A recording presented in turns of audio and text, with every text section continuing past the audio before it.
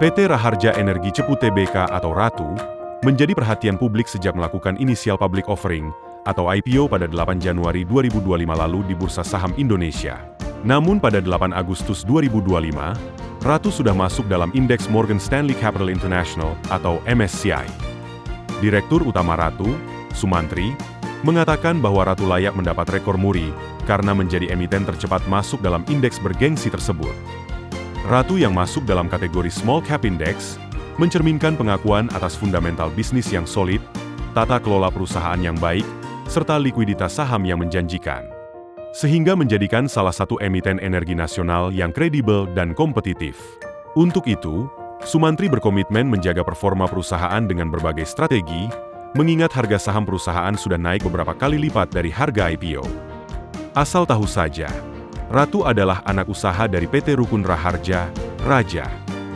Raja memiliki 99,99% saham RATU, dengan 0,004% saham lainnya dimiliki oleh PT Rukun Prima Sarana dan Jauhar Maulidi Direktur Utama Raja. Adapun Raja merupakan perusahaan milik Happy Hapsoro. Dia bermitra dengan Jauhar Maulidi, Medi Afianto, dan Arsyad Rashid. Jurnalis Kontan TV, Aziz Husaini mewawancarai Sumantri Direktur Utama PT Raharja Energi Cepu, RATU, di kantornya. Berikut perbincangannya. Halo Kontaners, kembali lagi dengan saya Aziz Husaini di program Executive Insight. Kali ini saya sudah bersama dengan Pak Sumantri. Selamat siang Pak Sumantri. Selamat siang Mas Aziz. Selamat siang. Ini Pak Sumantri ini Presiden Direktur dari Raharja Energi Cepu. Nah ini kode emitennya namanya RATU. Nah ini lagi dicari-cari orang nih. Kalau orang meneliti soal saham atau bermain saham, pasti RATU ini menjadi top of mind. Karena akhir-akhir ini sahamnya RATU tentu saja menjadi perbincangan di publik. Dan sekarang sudah masuk MSCI.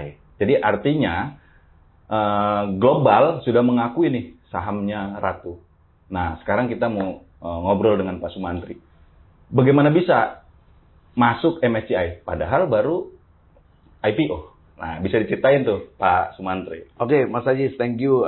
Ini memang cukup surprise buat kita, karena kita juga tidak menyangka bukan soal lain-lain, tapi soal timing. Ini menurut saya mungkin RATU adalah perusahaan pertama yang bisa dapat rekor muri. Karena jarak mendapatkan masuk ke dalam MSCI itu paling cepat setelah IPO dibandingkan perusahaan lain. Jadi memang kami maupun bahkan saya lihat beberapa pengamat tidak menjagokan bahwa RATU akan masuk indeks MSCI. Sehingga ini menjadi berkah buat kami dan tentu ini juga menjadi semacam tantangan buat manajemen bagaimana menjaga kinerja RATU ini tetap bagus sehingga apa yang diberikan oleh teman-teman penyusun indeks MSCI ini, kepercayaan kita dimasukkan kepada indeks itu dapat kita maintain sehingga investor juga di masa depan terus percaya dengan rencana-rencana bisnis RATU. Saya rasa gitu. Betul.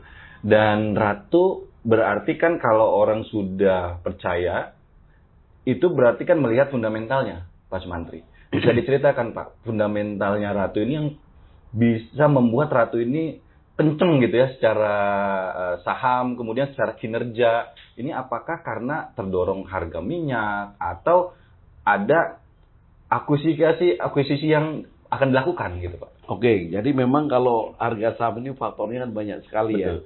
Ada yang orang melihat dari sisi fundamental, ada orang yang mendengarkan rumor, ada orang yang melihat potensi-potensi jangka pendek, misalnya dampak perang dan sebagainya. Tapi saya mau sampaikan secara fundamental memang bisnis RATU ini sangat simpel, sangat mudah dipahami oleh siapapun. Bentuk investasinya kita melakukan penyertaan langsung maupun tidak langsung ke blok-blok minyak atau blok upstream. Dan kebetulan dari dua aset yang kita miliki sekarang, operatornya dua-duanya adalah pemain besar dunia. Jadi yang di Jabung kita di operatori oleh PetroChina, kemudian yang di aset di Cepu itu operatornya adalah ExxonMobil. Jadi ibaratnya kalau kita naik mobil nih sopirnya udah sopir andalan lah, sehingga kita bisa tidur nyenyak di kursi penumpang. Itu yang pertama. Yang kedua memang tipikal aset kita masih memiliki kontrak yang panjang. Jabung sendiri baru akan berakhir konsesinya itu 2043.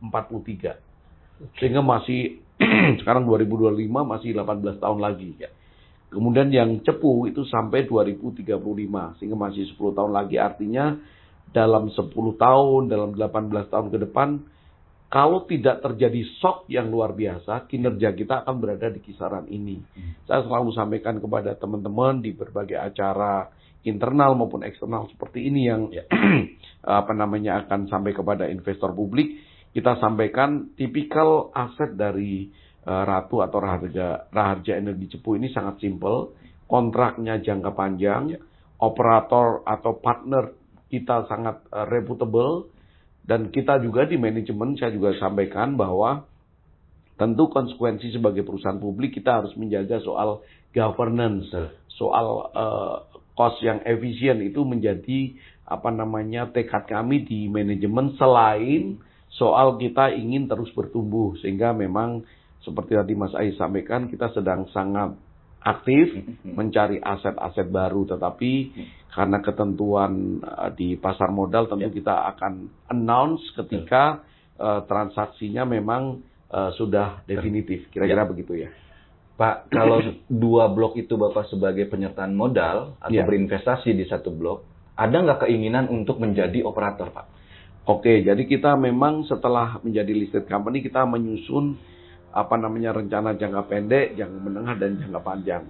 Tentu kebanggaan dan memang seharusnya perusahaan upstream itu pada titik tertentu harus menjadi operator. Karena banyak hal yang kita bisa maksimalkan ketika kita menjadi operator, termasuk visi dan strategi operasional tentu kita bisa kontrol langsung sebagai operator.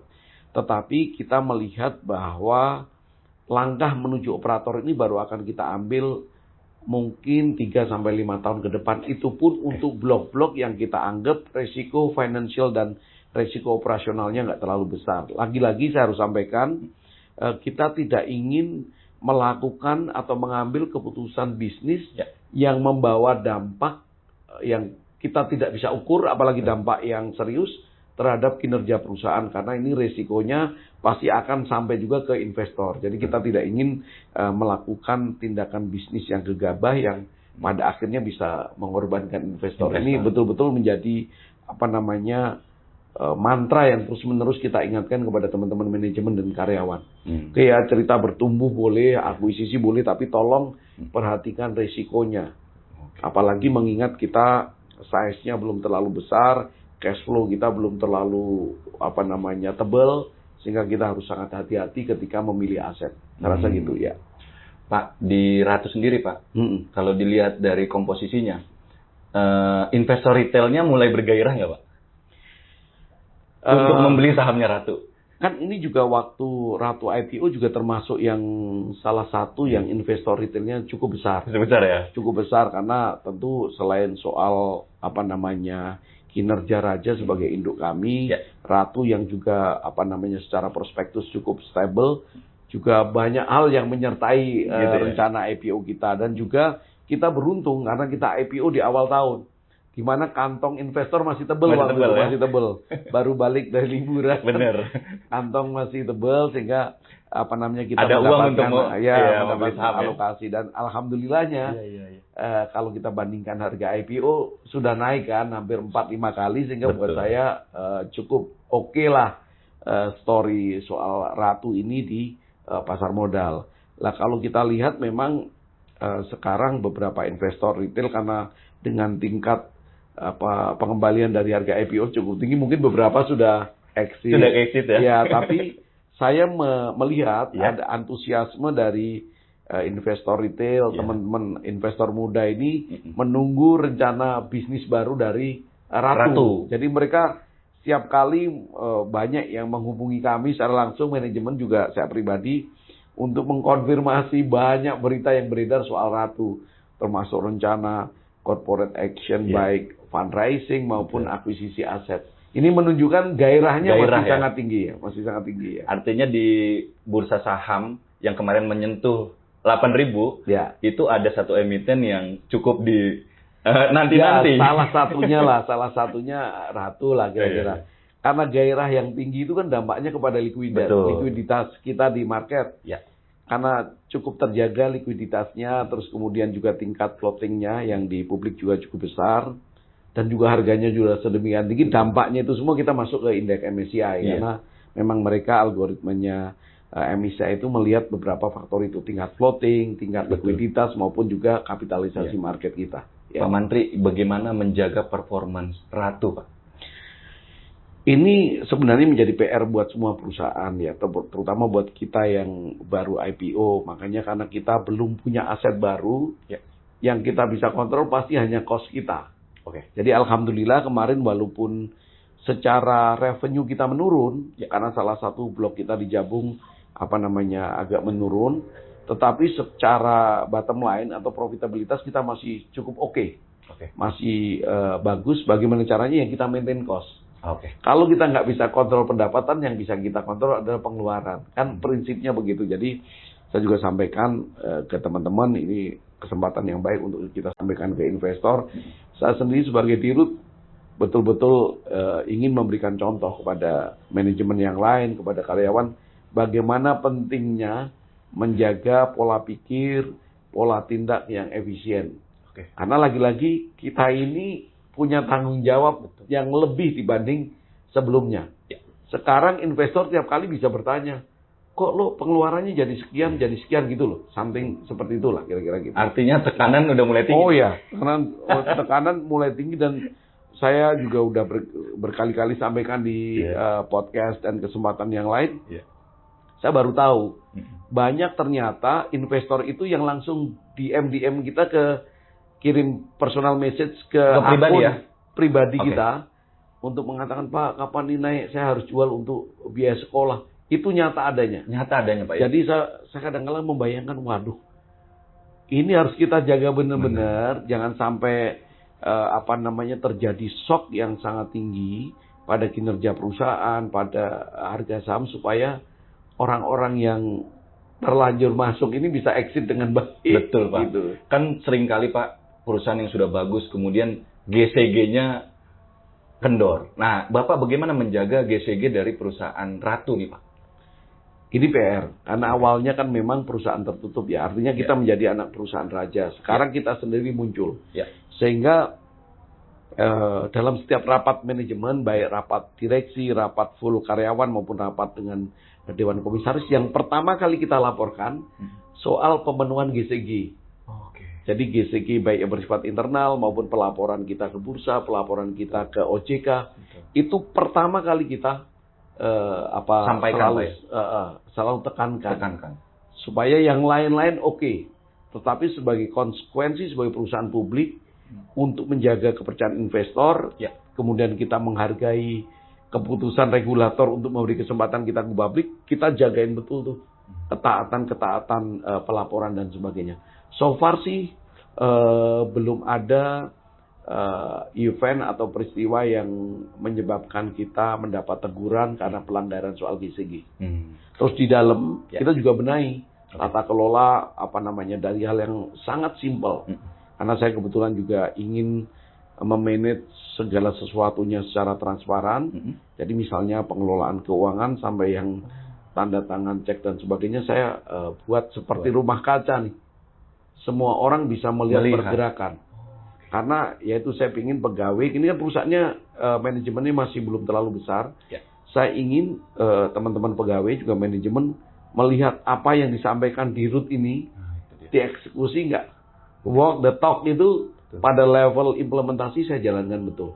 Jadi tidak ada kekuasaan absolut di RUT.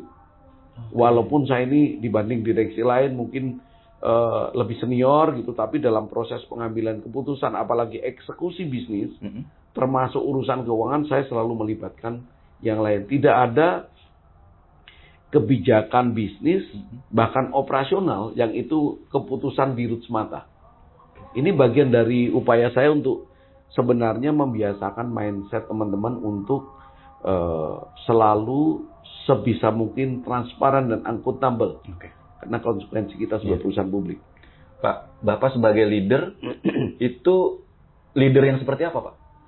Yang tegas, yang demokratis, atau yang seperti apa, Pak?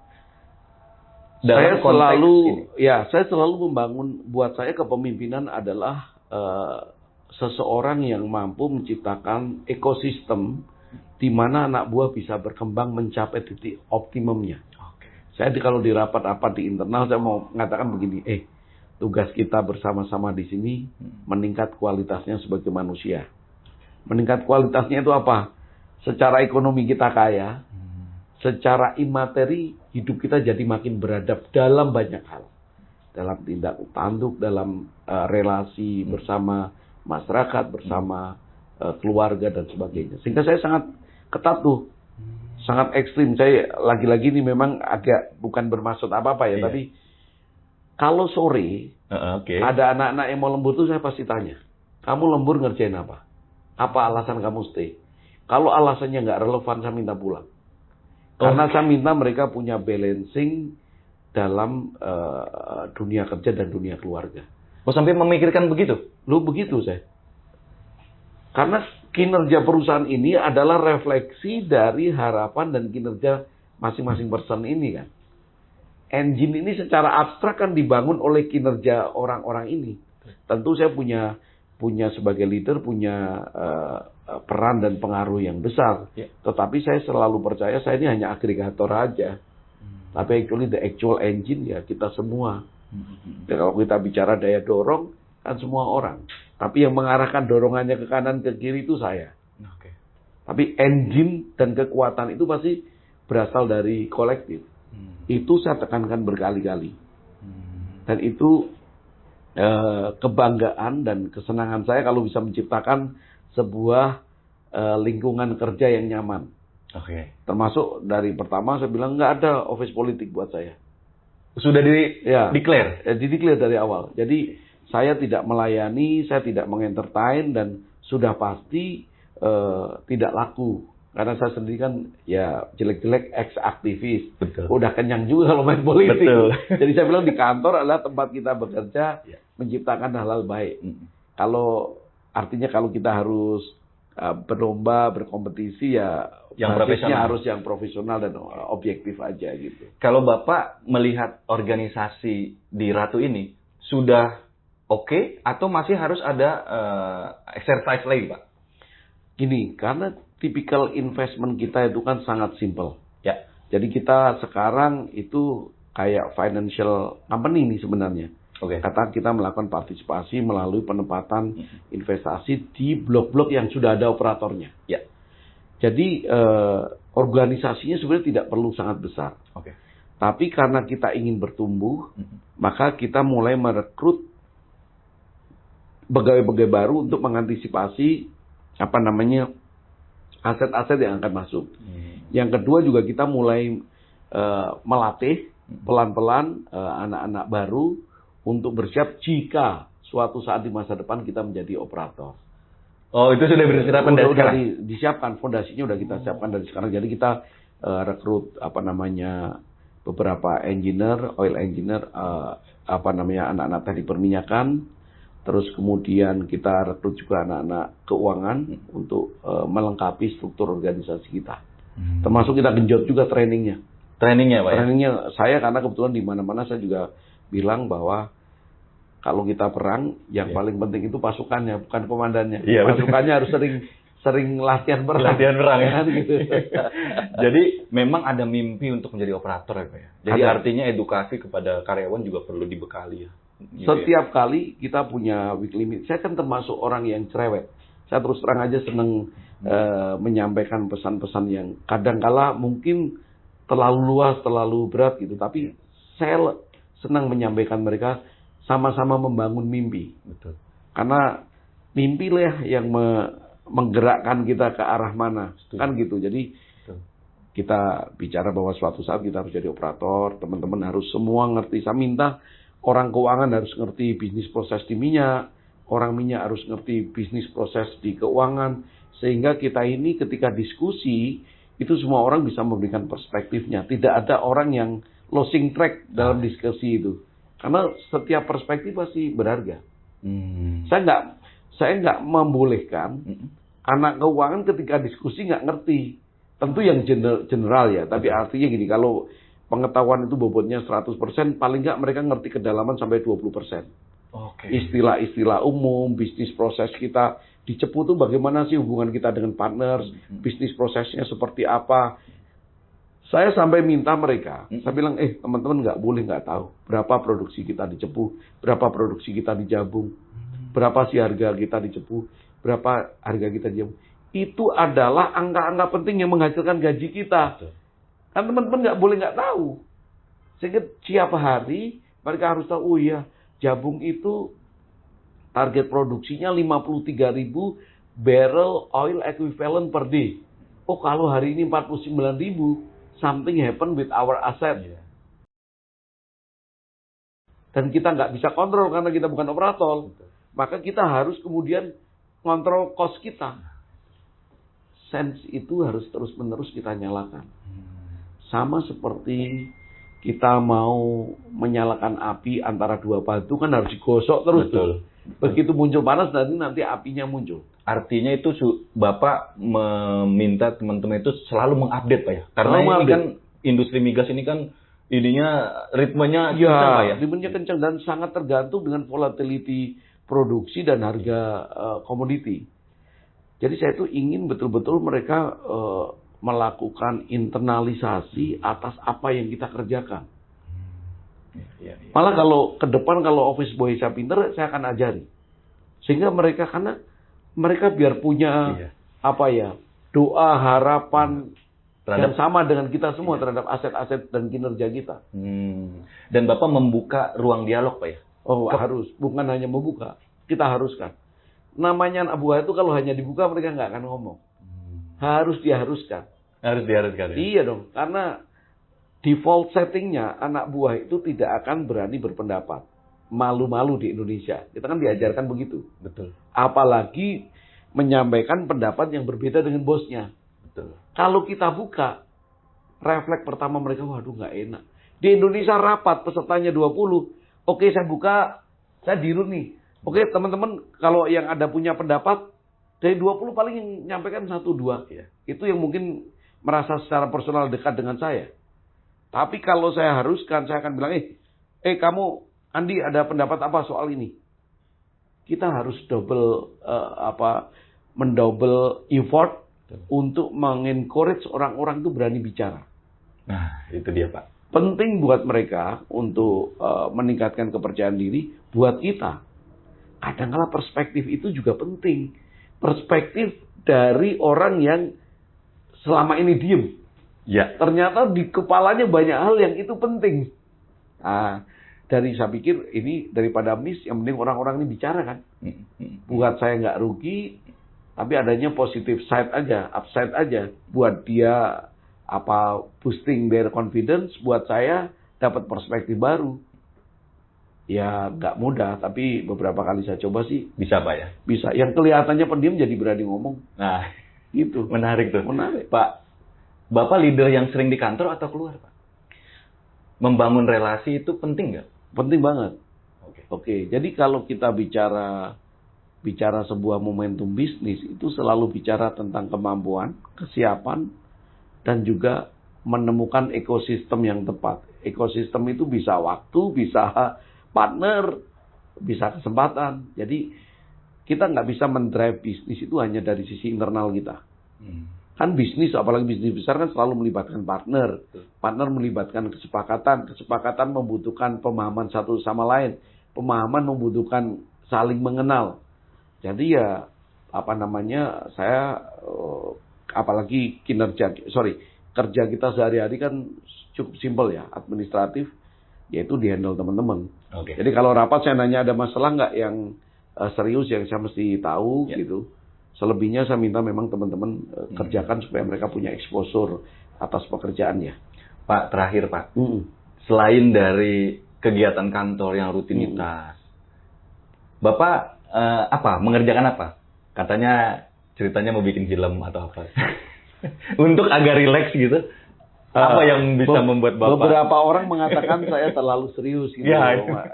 Setiap waktu ya memang saya bukan terlalu serius. Saya minat kepada hal-hal yang serius. Oke. Yang hal-hal yang strategi, hal-hal yang punya impact memang serius. Jadi kalau Sabtu Minggu gitu, kalau waktu kosong, saya mungkin ketemu teman-teman organisasi ya, teman-teman kampus, teman-teman Ansor, teman-teman NU, teman-teman PMII. Tapi saya selebihnya punya proyek yang lain. Oke. Yaitu bukan proyek bisnis, tapi meng-grooming anak-anak saya. Kan anak-anak ini juga sebuah produk yang menarik. Betul, Pak. Bagaimana kita mentransfer nilai kepada mereka terus jadi seperti apa, ini saya lagi proses itu. Tidak untuk menjadikan mereka orang hebat, tapi buat saya orang yang buat saya cukup lengkap saja. Jadi secara kemampuan oke, attitude-nya oke, terus interpersonal skill-nya oke. Itu saya lagi banyak grooming anak-anak saya untuk ke sana. Jadi Sabtu Minggu, kalau nggak terlalu penting, saya hanya sama anak-anak. Selebihnya, ya itu tadi. Kegiatan aktivis. Kegiatan aktivis. Kalau saya masuk ke, terus terang ke, sekarang kita bikin film, bikin podcast, itu lebih karena ya jiwa aktivis lagi. Jiwa aktivis, ya. Kita dorong teman-teman yang sedang membangun inisiatif. Siapa tahu kita bisa memberikan leverage buat mereka, karena kan saya mungkin secara keuangan relatif punya privilege dibanding teman-teman yang lain, sehingga ya itu yang saya berikan dorongan. Misalnya saya memodalin awal dan saya punya pengalaman bagaimana membuat bisnis secara lebih terstruktur, yaitu saya luangkan waktu untuk itu. Berarti Bapak nggak ada habis-habisnya membina aktivis, Pak? Nggak ada habis, never ending story kalau soal itu, karena biasanya juga mereka kan aktivis ini kan banyak sekali, dan begitu kita terlihat muncul gitu, ya saya tidak mengatakan levelnya apa, tapi kayak saya mungkin udah mulai muncul di pemberitaan kan. Betul. Jadi udah mulai sering tuh ajakan bertemu, ajakan kolaborasi dan sebagainya. Kira-kira gitu, Mas Ajis. Dan itu membuat Bapak ya terbuka saja buat mereka, Pak ya. Karena memang selama ini Pan yang datang banyak sekali, yang ngajak kolaborasi juga banyak sekali. Tapi karena saya juga sudah punya pengalaman melihat bagaimana tipikal orang-orang ini, apakah ini orang betul-betul punya konsistensi, apakah ide yang dia buat itu punya roadmap yang eksekusi yang jelas, itu saya bisa lihat kan. Sehingga sekarang saya lebih selektif. Ya, Pak ya. Jadi yang ngajak ketemu 5, 10 anak ya saya temuin 3, 4, tapi kebanyakan bisa berujung kepada eksekusi. Ya. Kira-kira gitu. Baik, Pak Mantri. Kontainers, kita sudah berbincang dengan Pak Sumantri dari soal bisnisnya Ratu yang mudah-mudahan ke depan kinerjanya terus membaik, lalu sahamnya terus diminati oleh Gen Z. Sekarang banyak loh Pak beli saham Ratu nih.